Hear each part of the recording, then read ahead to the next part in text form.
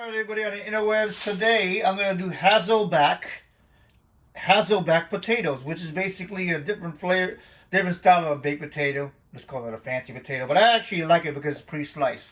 So the idea here is you're going to cut this potato. You're going to cut it down to almost to the bottom, almost basically, you know, a quarter inch on the bottom, like almost like these slivers by chance, right? So there's tricks. You can put chopsticks. You can do things like that so you don't go all the way down. So what I use is I use these. I have these handy. These are what I.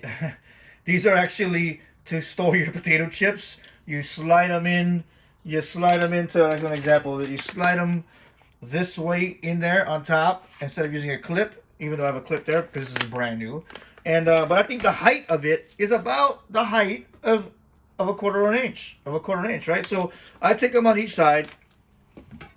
Take my knife, as you see, I use them as rails, right? I use them as rails, and I am basically going to cut all the way down to the rail, right? All the way down to the rail, and it gives me a guide. Oops, that wasn't good.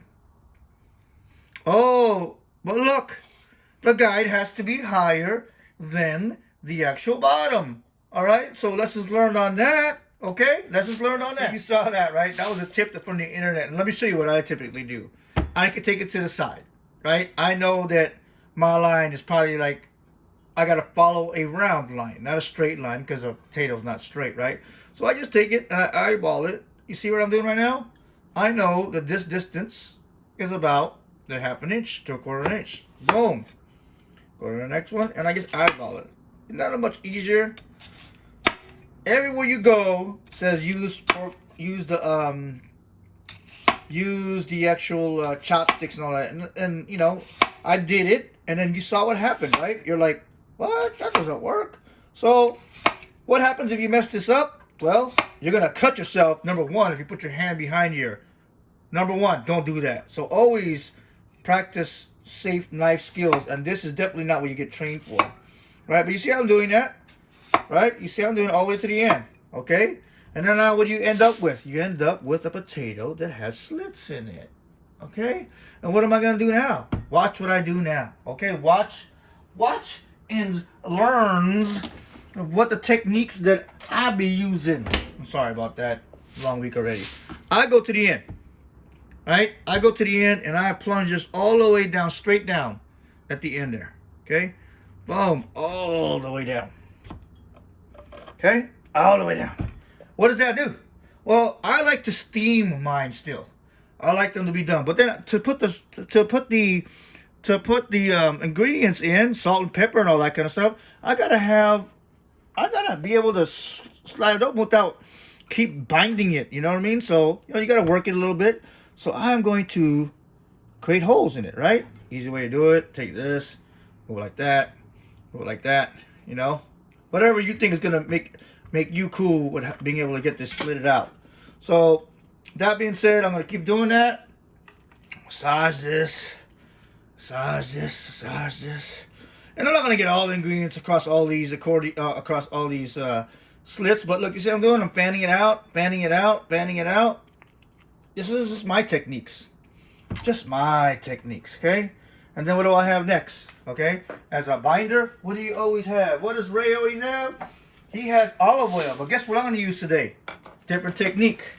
I'm going to slide in some butter palm, right?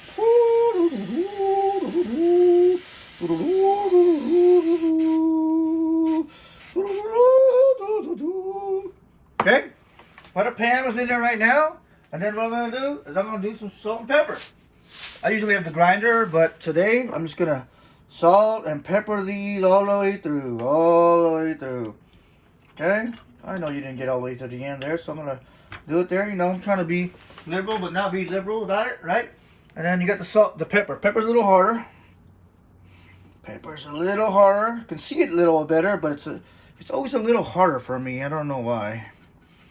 Maybe because it spreads differently, I don't know. But, you know, boom, boom, boom. I'm trying to get it inside there, but it's not really getting in there. Oh, tick. Always just flip the one side and put it on. Flip the one side, put it on. One side and put it on, okay? So we're looking good there.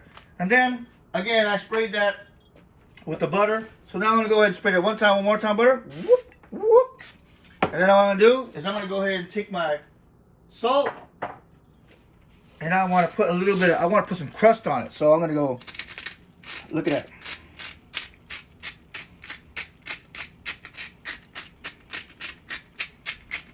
I want to build that crust right on top of that. Hopefully you can tell. You can't really tell too much, so I'm gonna get some in the front. See, I want to build that crust on there, right? And as it's baking, you'll see what I'm going to do in it. So what does it look like now? Okay. I got it semi together. I can squeeze it a little bit more together so it has a little bit now. So it would actually be more like a baked potato, be soft. But it's actually good when you spread it out a little bit. So, you know, tips and tricks, right? Tips and tricks. I'm going to put it in the oven. I have a convection oven, so I'm going to put it at 400 degrees at about 40 minutes, 45 minutes. I'm going to shoot for an internal temp of about 160. Let's see if I need to adjust that by just a tenderness, right? But that's the goals right now, okay? So again, this is a convection oven. Turn it on, right? 400 convection. Okay, you see this little span? That's convection. 400 at 40 minutes. Okay, 400 degrees at 40 minutes convection. If I wasn't doing convection, I'd probably do 425 at 40 minutes, just the regular simple math. Okay, I take in my baked potato with that spear inside of it. All right, throwing it in there, and I start it. I'm not preheating it. Why am I not preheating it? Because this is a convection oven, is a small size. So if you have a big oven, you need to preheat it, right? So just FYI. All right, 5 minutes left in the cook. What I'm gonna do is I'm gonna take it. I'm gonna probe it. Okay, I'm gonna take my probe. I'm gonna shove it in there. Think how hot it is. I'm gonna tell you right now. That is not where I want it to be. No, it's 160. All right, 160. So I'll take it out. I'll trust what the process looks like. Okay, and I'm gonna take it out. See that crust on top? I'm gonna put that butter on. Okay, I melted about 2 tablespoons of butter. I'm gonna put it back in. Throw the cover back on. Last 5 minutes. Okay. Last 5 minutes. All right, timer is done. Take it out. Always probe it. It looks good. It looks good. Oh, looks tender. I'm probing it. I don't know if you can see that. It's about 180, 170, which is always good. So now I'm gonna take it out. I'm not gonna call it rest, but I'm gonna take it out and let it just chill. That's what it looks like. Okay. Put it on the cutting board. Alright, so here we go. We just took it out of the oven. So what are we gonna do? We gotta move it from the pan. This is a tip. Move it from the pan to the cutting board. It is going to be sticky, right? So what we're gonna do, we are going to leverage the stick we used, right? See how it's sticking? It's gonna mess up your accordion, your Hasselback, right? And then you got a little bit of sauce across the top. It's all over. Across that, and you're good, right? So now, what do? Now you go ahead and take it off, okay? So you go ahead. Sorry about that. It's not showing exactly where it needs to be. Watch your hands. Watch your hands. Smells so good. Smells so good. Okay.